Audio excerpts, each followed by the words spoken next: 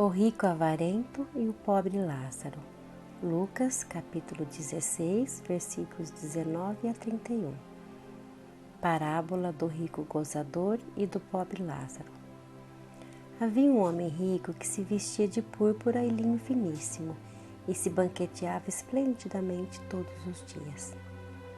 À sua porta jazia um mendigo, de nome Lázaro, todo coberto de úlceras. De bom grado se fartara com as migalhas que caíam da mesa do rico. Vinham até os cães e lambiam-lhe as úlceras. Faleceu o mendigo e foi levado pelos anjos ao seio de Abraão. Morreu também o rico e foi sepultado. No inferno ergueu os olhos no meio dos tormentos e avistou ao longe a Abraão e Lázaro no seio dele. E pôs-se a clamar: Pai Abraão, tende piedade de mim e manda Lázaro para que molhe na água a ponta do dedo e me refrigere a língua, porque sofro grandes tormentos nestas chamas. Replicou-lhe Abraão: Lembra-te, meu filho, que passaste bem durante a vida, enquanto Lázaro passou mal. Agora é ele consolado aqui, e tu atormentado aí. Além disso, metei entre nós e vós um grande abismo, de maneira que ninguém pode passar daqui para vós, nem daí para cá, ainda que quisesse. Tornou aquele: Rogo-te, pai, que o mandes à minha casa paterna. Tenho 5 homens, que os previna para que não venham também eles parar neste lugar de tormentos. Respondeu-lhe Abraão: Eles têm Moisés e os profetas que os ouçam. Não, pai Abraão, replicou ele, mas se um dos defuntos for ter com eles, hão de converter-se. Disse-lhe Abraão: Se não dão ouvido a Moisés e aos profetas, tampouco acreditarão quando alguém ressuscitar dentre os mortos. Enquanto o homem não se converte da sua maldade, continuam os males com ou sem corpo material. Por demais conhecida é esta parábola.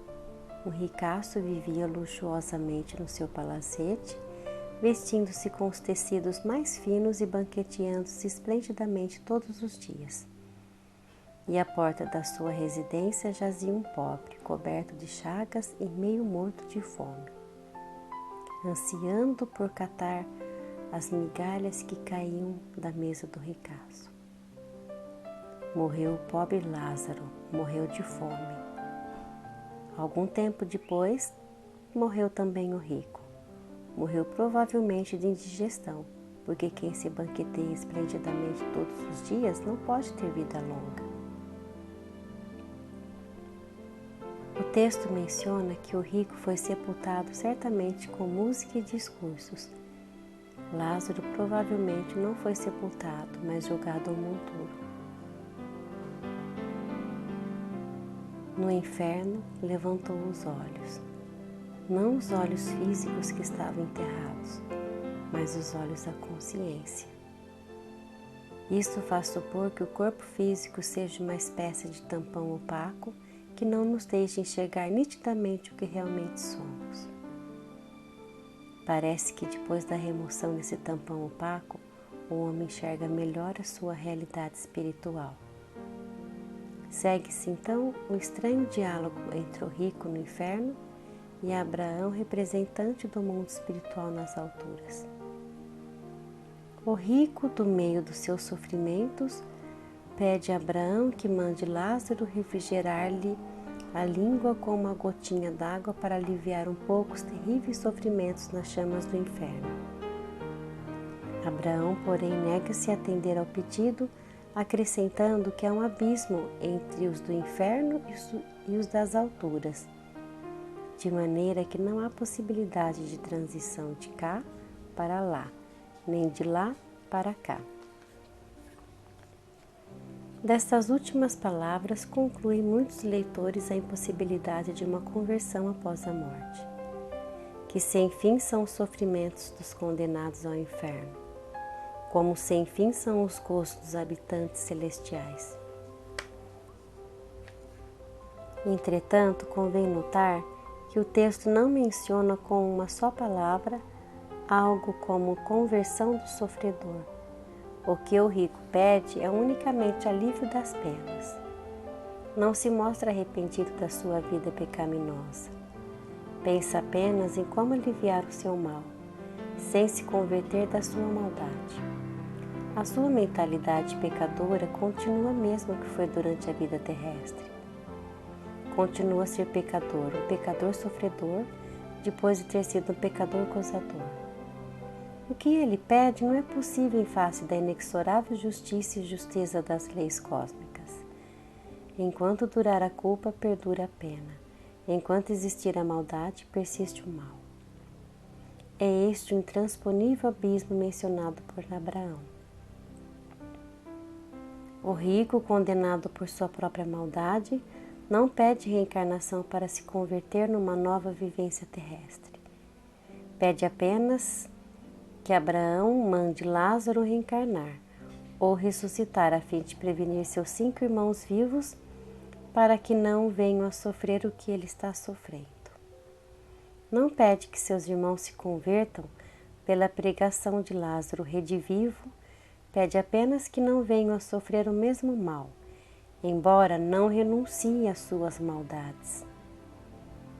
Abraão, porém, nega-se a entender ao pedido, porque sabe que não se converteriam, e sem essa conversão da maldade, não há abolição do mal. Abraão fez ver esses 5 pecadores em corpo material não estão com vontade de se converterem, nem que um defunto redivivo lhes falasse. Este paralelismo com os 5 irmãos, farinha do mesmo saco, bem mostra que o pecador defunto continua pecador impenitente no além, como os 5 impenitentes no aquém. Essa pretensa dissociação entre culpa e pena, entre causa e efeito, entre maldade e mal, é absolutamente impossível em face das leis cósmicas. E por esta razão, há entre uns e outros um grande abismo, sem nenhuma possibilidade de transição de cá para lá, nem vice-versa. Esse abismo intransponível não é criado por Deus, mas é cavado pelo próprio homem. Deus não fez nenhum céu, nem fez um inferno para o homem. É o livre-arbítrio humano que cria o céu e o inferno. Céu e inferno não são lugares além túmulo. Céu e inferno são estados da consciência criados pelo homem.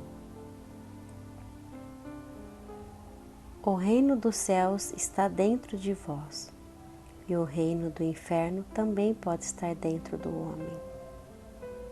A mentalidade de um defunto é a mesma depois da morte que foi durante a vida. O pecador impenitente continua a ser pecador após morte, enquanto persistir na sua mentalidade pecadora. Foi-se o invólucro material, mas persiste a impenitência mental. Nenhuma morte, nem muitas mortes, podem matar o mentalismo pecador, enquanto o livre-arbítrio anti-espiritual se manter vivo. Do mundo dos fatos, escreve Einstein, não conduz nenhum caminho para o mundo dos valores.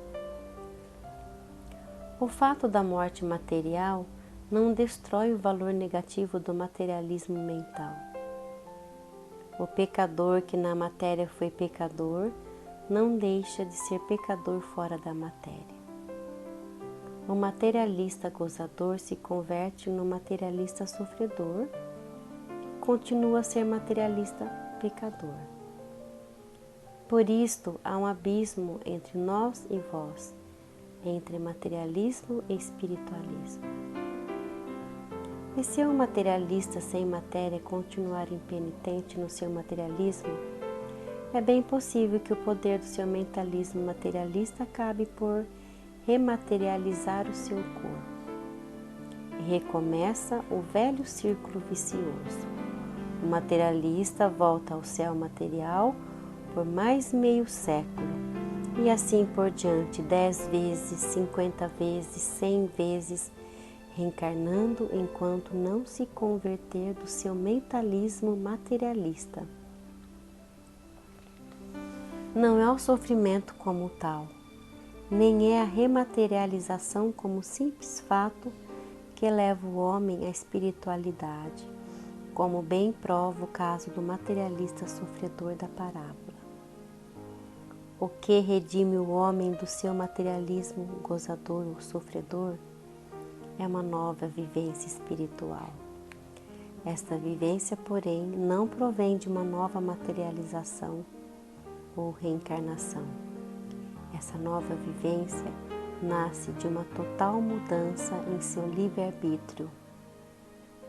Valores não são causados por fatos. Um único valor não vem de 100 nem de 1000 fatos. Somente um novo compreender, um novo querer, um novo viver é quem pode redimir o homem das suas maldades e, finalmente, também dos seus males. A parábola do rico avarento e do pobre Lázaro encerra uma inteira metafísica de filosofia cósmica que convém focalizar mais profundamente. Há quem pense que o sofrimento seja fator de redenção. Nenhum sofrimento como tal redime o homem, mas é a atitude do homem em face do sofrimento que o pode redimir. O sofrimento pode levar um homem ao desespero e ao suicídio, como aconteceu com Judas Iscariotes, que sofreu, arrependeu-se, mas não se converteu. No meu livro Por que Sofremos, dividi os sofredores em 3 classes: a retaguarda dos revoltados, o exército dos conformados e a vanguarda dos regenerados. Só este último grupo se aproveitou do sofrimento para sua purificação. O segundo grupo não melhorou nem piorou. O primeiro grupo piorou com o sofrimento. O sofredor da parábola não se converteu com todos os seus sofrimentos, não porque não pudesse, mas porque não quis. E ele podia querer, pois o livre-arbítrio persiste enquanto a alma existe. O livre-arbítrio é atributo do espírito e não da matéria. A alma sem corpo material pode converter-se quando quiser e pode também não converter-se. Se para a conversão for necessário sofrimento, não faltará oportunidade aos desencarnados para sofrer, porquanto a zona do sofrimento é precisamente o mundo astral. Pelo menos neste ponto tem razão as teologias em localizarem o inferno e o purgatório no mundo astral. Nem na vida presente é propriamente o corpo material que sofre, mas sim o corpo astral do homem. A ideia de que a alma sem corpo físico entra no estado de congelamento ou cristalização imutável é por demais absurda para ser tomada a sério. A parábola fala do abismo entre os livremente convertidos e os livremente pecadores. Enquanto alguém for pecador, não pode esperar a libertação definitiva do sofrimento. Aqui temos uma verdadeira apoteose das imutáveis leis cósmicas. Aqui estamos diante do mistério do livre-arbítrio. O homem é o criador do seu céu ou do seu inferno.